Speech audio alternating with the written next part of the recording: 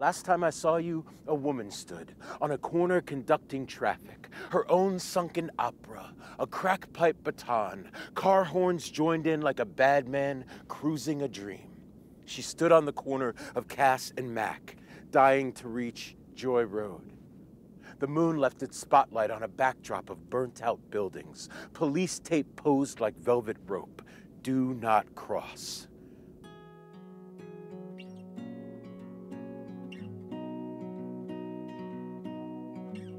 When you see the burned down houses and you see the empty neighborhoods, that's actually an opportunity. That's an opportunity to do something different. That's an opportunity to start all over. When I look at that, I see a blank slate. The buildings that you see that are empty right now are spaces for new ideas. You know, it's sometimes like rethinking what's around you, and some people are looking at it as blight. You know, we're looking at it as a possibility. When we hit rock bottom, you know, I had a meeting in the lunchroom with all the people that were left, and I said, you know, I'm going to give you my word, I promise. We're going to do everything we can to get us out of this and to find other industries. It just kind of dawned on me about 8 months after I met Mark that we don't need to start from scratch, just take what's here. And Mark is an amazing person in the sense that he saw the same vision that I saw, that we could make jeans here. So then I meet Joe and we start Motor City Denim brand, which is really exciting, and we've hired people to do the apparel manufacturing for us. We're doing some other custom apparel for other companies now, so that we kind of, you know, once you open your eyes up a little bit and kind of broaden the scope of what it is that you can do, new opportunities just start coming your way. When you look at all of these people that are left over from the auto industry, engineers, car designers, skilled labor force, they're just looking for another industry to come in. And one of my dreams was to bring garment manufacturing back to Michigan.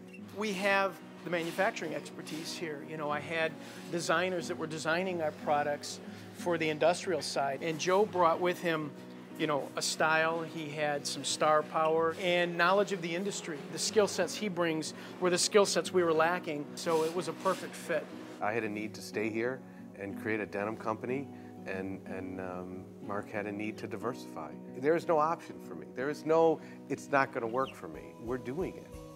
It's as simple as that.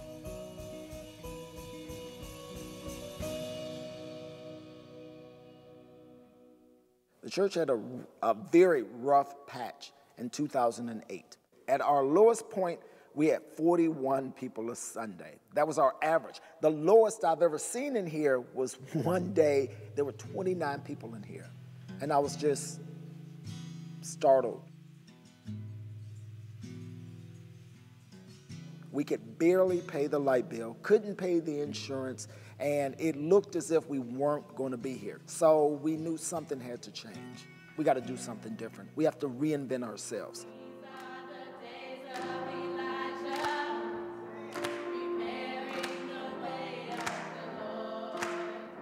What I decided to do was keep the first service. There's 2 priests here. You do the first service. You keep all of the people who are afraid to change, who don't want you to do anything different. And I'll work on the second service that should be able to bring in more people, be a little bit more lively, a little bit more in your face. We go to work in Detroit. We know what working is all about. A little bit more up to date and for real for the type of community that we had. So whatever's on your mind, shake it off before we get started. Shake it off. It's okay to look stupid. Everybody else next to you looks stupid too. So just shake it off in the name of Jesus. Just shake off stupid. Paul, you ain't shaking. This one particular Sunday, I ask everybody to lift their hands, raise their hands to God. Surrender is a sign of strength, not a sign of weakness. Nobody wanted to raise their hand. So the following Sunday, I asked everybody to surrender. And people, again, didn't want to hold their hands up, so I reached down into my robe, pulled off a semi-automatic weapon, cocked it, and every hand in the church went up, and we talked about surrender. You're going to surrender to something. It's either Jesus Christ or Smith & Wesson. Sometimes you have to take the things of the world to get people to understand spiritual things. So you have to be a little bit creative. A year later, we had 200 people. And it's still growing. So if you build it, they will come. You have to have more faith than fear. I started with the murals. That's my passion. And I had this vision to do this place where all these artists would come, a place where all the creative minds can come together and feed off of one another. We don't have recreation centers anymore, so you need a new type of place for people to gather. And everybody is not into art, but some are into chess, some are into music, some are into, so that's the thing, we need to offer variety of opportunity in the community. I didn't mean it for that to rhyme, but it does. Oftentimes people have had aspirations to be an artist, but they put them on a shelf to go get one of them good factory jobs. I mean, I got a student, man, right now, literally, he told me that I saved his life. Him and his boys, the night before he met me, were planning to go out and jack somebody or do something because they were tired of being broke. And he said, you know what, one more time, I'm gonna go out and try to promote my art. He had a silk shirt on, he had his hair done, and he had a portfolio on his hand. He was trying to be as professional as he could. But this young man is now on a full-ride scholarship, and it's just amazing. You look at a caterpillar, you never imagine it's going to be a butterfly. You never imagine this thing is going to be so beautiful. I mean, it's on the lowest of the low, it's crawling on the ground, and in a minute it's going to be flying. So that whole process, that metamorphosis for me was an excellent metaphor for Detroit. So if y'all want to see the community transform, y'all, come on, let's get to work.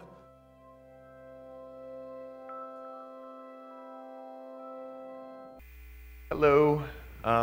Yes, I'm Alexis. I do come from the internet. All the people you're hearing from here are doing genuinely awesome work. I like to think that I'm helping enable people who are doing genuinely awesome work. And what makes me so happy about the internet is it's such a wonderful place to share awesome ideas, like cute animal photos. I learned long ago that if you start a presentation with a cute animal, generally speaking, you can win over an audience, and the rest doesn't really matter. So there's a cute dog. All right, so the title of my talk. I don't care what Thomas Friedman may have told you. I've done some research on this. The world is not flat. The internet is this wonderful thing because while the world is not flat, the World Wide Web is. And my experience on the internet started with a website called reddit.com.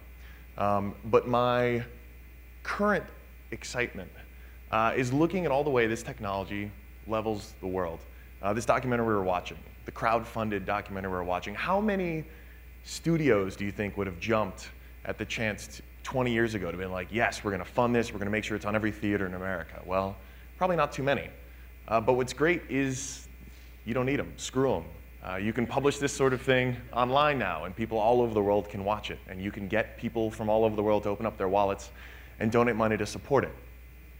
And one of the best representations of this actually comes up every time you make a wonderful cross-country road trip across our wonderful United States. There are these telephone lines everywhere, right? We all remember these from road trips. Hopefully, if you haven't taken a wonderful road trip, you should. But if you go elsewhere in the world, particularly in the developing world, you won't see telephone lines. Why? Because there's no point. You don't need to put up a bunch of telephone lines when cellular technology means it's much simpler to just put up a cell tower. This is leapfrogging. There's been plenty of talks, plenty of papers about all this. But it means that the developing world doesn't need to make our same mistakes. Let us innovate, let us waste all the time and all the money coming up with this stuff, and then just cherry pick from the very best. And I'd like to think that they can also learn from some of the mistakes that we have made, and hopefully not follow in those footsteps as well.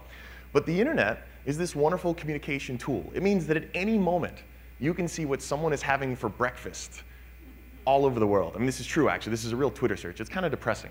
Stroopwafel, on the other hand, is not. It's a wonderful Dutch biscuit with the caramel on the inside. If you haven't had it, try it. It's lovely.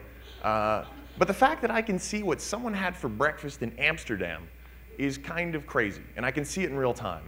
But if I can see that, why can't I also see where my donations are going? Why can't I also get connected to the communities that I want to help? And I think there are lots of people doing this really well right now, and many more will continue to do so. Now, this same technology enables us to see videos of protesters in real time fighting a revolution. This same technology that enables us to share photos of our breakfast and of our cats also lets us see incredible things and make incredible connections with people we may have never known anything about. And it sort of disrupts that entire industry of people who decide what we should be seeing and what we should be getting access to and the kind of stories we should hear. The great thing about the internet is that it's the freest marketplace of ideas that there is. And I've been lucky enough to have traveled to 35 countries now, spent over a year abroad, and I wish it were more time, but I'm working on it. And I found something remarkable. All of the countries that I've visited and all the people that I've talked to there have this sort of common desire. And it's one that I think all of us here in America know pretty well. And it's this pretty simple, fundamental idea. It's all part of the American dream. This idea that if you work hard enough, if you're determined enough, you're talented enough, you can do anything. And everyone pretty much wants that opportunity for freedom. Everybody, this is not a uniquely American thing. It turns out the whole world wants it too. They want those basic rights, those basic abilities to just do what they want to do and what they're passionate about. And while we in America still strive for a more perfect marketplace of ideas, we still strive for a place where there is a perfectly upward society, because upward mobility is still not perfect. It is still not a perfectly fair market, but the internet is a totally fair marketplace of ideas. It's a unique marketplace where any idea, no matter what it is, as soon as it goes online, can be spread. And the best ideas win, because everyone is only a back button away or a mouse click away from going somewhere else. And one of the things I like to use to illustrate to this, I know that we've got a local here from Chicago and Kanye West, and Jay-Z representing my Brooklyn. The way I like to think about this is actually that, all right, we've got this thing, this American dream, this concept that we have tried so doggedly to export to the rest of the world through some very overt means, and not enough subtle means. And what I like about the internet, and what I like about Jay-Z and Kanye is that, so these guys don't need to tell anyone to be like them. They don't need to say, be like us because we're cool. People just do it because they see what they're doing and they think, all right, they're cool. I'd like to think that the best parts of America don't need any convincing. We don't need to insist to people, you've got to do it this way, because I really think that these ideas, these principles actually stand on their own. And online, they're accessible to everyone. And they spread very, very quickly, because it's the most efficient marketplace. Like I said, any other market you might walk into, you've got different prices, different things.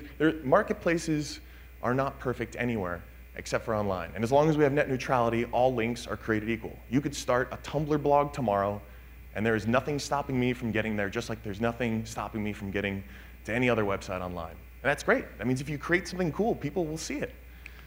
It means there's a lot of competition, but I gave a TEDx talk about that yesterday, so you'll have to watch that.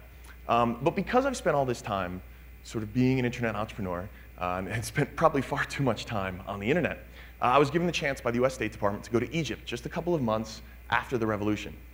And I got to hang out with like legitimate revolutionaries. We sort of idolize internet founders as being revolutionaries, but they're not. We're not. But these were legit ones who had just sort of liberated their country and put it on a new course. And we're trying to not just reboot their nation, but also restart the economy by creating businesses. And actually, I very briefly got to do a bit of touristy stuff. We spent most of our time at the conference lecturing and then mentoring a bunch of these founders. And the reason we had to go to the pyramids so ridiculously early was because traffic in Cairo is notoriously bad. You could spend hours during rush hour dealing with traffic. Side note, they have fabulous street signs. I do not read Arabic, but I hope it says, do an awesome dance as you cross the street. So traffic is a horrible problem in Cairo. How do we solve this? Well, a couple of Egyptian entrepreneurs were thinking, all right, everyone's got mobile devices. I mean, certainly these are the mobile devices that send us the images and the tweets during the revolution. Everyone's got a mobile device. What if we could just crowdsource it, right? What if we could just get people to sign up one day and say, gosh, traffic sucks on this road. Let me rate it and share it with everyone else. And in aggregate, we can actually get real-time traffic data. We don't need anyone to come in and install some elaborate system that's very expensive. We can solve this just by a bunch of people having an app.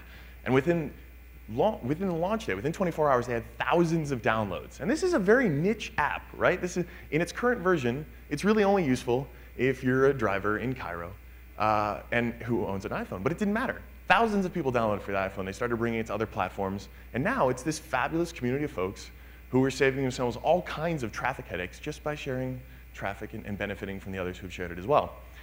This was just one pair of the entrepreneurs who I met. First aid is something that, for all of our healthcare problems in the United States, we generally speaking know that there's going to be an ambulance coming at some point, right?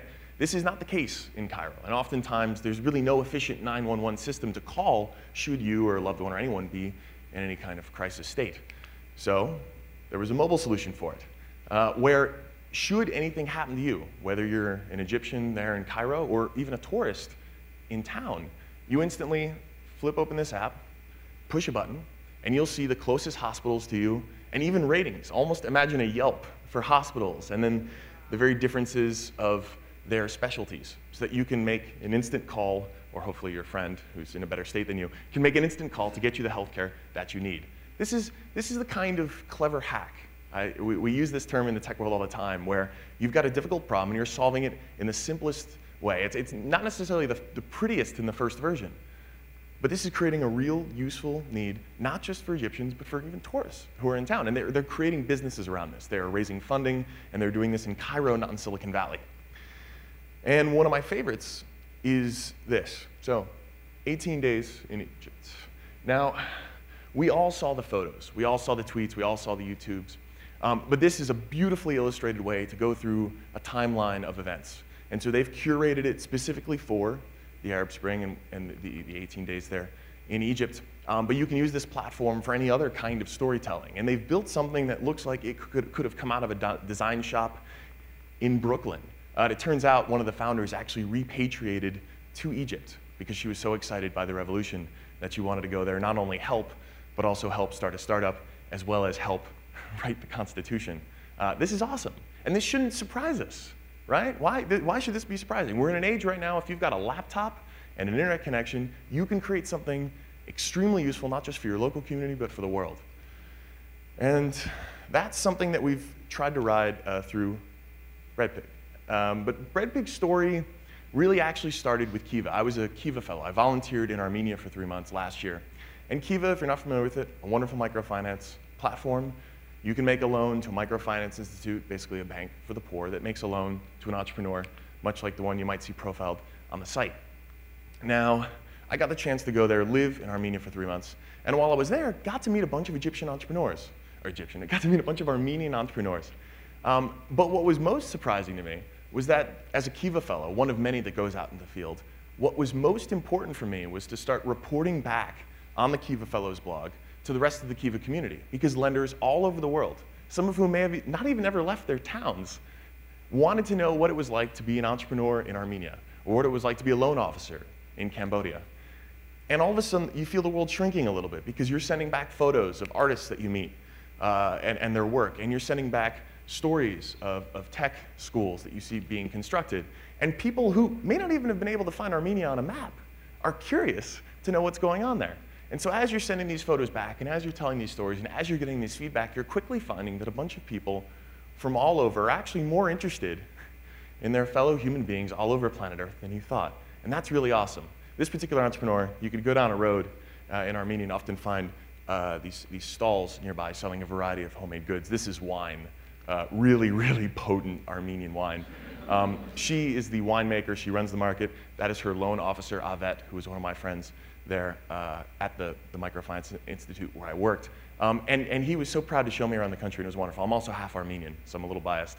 But it was this incredible experience, and all along the way, so many others who I just thought would have never even cared.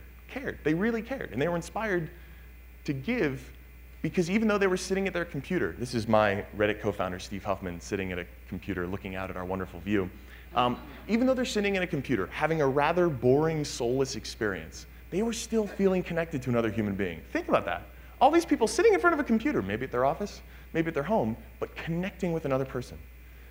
And there are tons of online communities. In fact, XKCD did a fabulous job sort of drawing out, like a cartographer, the different online communities, because they are really as strong in many ways as real life ones. But the XKCD community in particular got very excited by a Room to Read project that we did. And we'll hear about Room to Read later, so I won't steal too much thunder. But the aforementioned company Breadpig, it's like a, well, all right, the motto of Breadpig is to make the world suck less, which was also the title of the TEDx talk. I started Breadpig as kind of a Newman zone for nerds. I was fascinated by Paul Newman's philosophy for doing business and selling salad dressing and a variety of other lovely foods, and then donating all the profits. But I can't make salad dressing. But I'm pretty good at making geeky things, so we figured we'd start there. So we made things like LOL magnet poetry. Instead of magnetic poetry, it's like LOL cat poetry. Awesome Sauce, which is delicious. And we publish books of popular webcomics. So XKCD, Saturday Morning Breakfast Cereal. These are things that are on ThinkGeek.com, Barnes & Noble, Amazon. If you've got a nerd in your life, he or she will probably love one of our products. But what's cool is that our first big project was with Room to Read. And we said, listen, Room to Read, we want to donate our publisher profits of the XKCD book to you. Why? Because you're helping global literacy all over the world. And kids who can't read can't buy our book. And so it's very self-serving. And so if you can educate more kids to read, we can increase our market share. So let's donate. And they were very keen on this idea, and they were more than happy to oblige us because we wanted photos. We wanted to see the before. So this is the school in Laos. You see how dramatic this was. You saw this with Habitat for Humanity. All of our chins dropped when we saw the before and after photo, and it's compelling. And all we did was post this on the blog, shared it with our community, both XKCDs and Bread Pigs, and people got really excited. And then we showed them the photos of the villagers actually helping to build the school and gave them progress reports along the way. These are not brilliant SLR photos, they're just photos. It's enough to convey the message that what is happening is real. And then the XKCD community actually helped us write the dedication for the school. We had so much commitment. And eventually we visited it, because of course, what else would we do? This is Christina. I stole her away from the MIT Media Lab to help out with Bread Pigs. We visited the school in Laos. Together, we brought the XKCD book, we showed it to the classroom. A bunch of Laotian kids, when you hand them the webcomic XKCD, it's basically a bunch of stick figures. And so if you don't speak English, it looks really ridiculous, because it looks like a kid could have drawn it. So I can only imagine what these kids were thinking as they were like, you sold a bunch of these books to Americans? Like, how stupid are they? But they seemed pleased, despite this forced like group portrait where they were just like, I don't want to do this right now. We didn't ask them to, but the teachers did. But anyway, and so we shared all these stories. Of course, we blogged about it, we talked about it. You know, this was all at zero cost to us, essentially. This was just the time of us taking the photos, writing the words, and publishing them online. And that's all it takes to get people excited. And Christina actually went to visit all the other Room to Read sites. She was gone for about a month, traveling from location to location, just kind of being an independent voice, independent observer who got to know all the, not just the schools that were being built, but the communities around them, to get a full idea of just how much of an impact we were making. And she shared all the photos, told all the stories, and people got really excited. I mean, this is, again, these are people sitting at their computers, who knows where, and they got so excited that we got a note from this school in Virginia. And these children were holding a pancake fundraiser to buy school supplies for our school in Laos. They were so excited about it that they did it, and it was great. They raised a ton of money. This kid was really excited about the money that had been raised. And it was wonderful. These kids, this was a connection they made on the internet with a community in rural Laos. And I'm talking rural. We took an overnight bus. There was like a 3-hour minibus ride after that. And then there was a tractor ride to this place. This is exactly the kind of community that you want to help because it's so remote. And all of a sudden, you've got people excited. And that's the fun of it. That's what happens online. Because you can spark people's imagination and their curiosity. And with a bit of candor and some transparency, big things can happen. This still blows my mind. This is the top of Mount Kilimanjaro, tallest mountain in Africa. And if you look closely on that sign, someone has vandalized it. Me too, on the Twitters. She's such a big supporter of Bread Pig, and she lives in the UK. So this is a startup Bread Pig that's basically run out of an apartment somewhere between Brooklyn and Boston. Inspired someone in the UK who was at the top of Mount Kilimanjaro and said, I'm going to tag this with a Bread Pig sticker. And of course, this was a photo that was widely tweeted, and we were very excited about it. This is the kind of stuff that is everyday commonplace online. And these are the kind of stories that need to be created if we're going to make this world suck less. And unfortunately, I can't talk to you guys after this because I have to get on a plane to Comic-Con in New York. But tweet at me or email me, and I'd love to talk more because I know there are so many possibilities that we have not even begun to have unleashed on this world, and I can't wait to help them just be awesome. So thank you all for listening, and good luck. Thank you.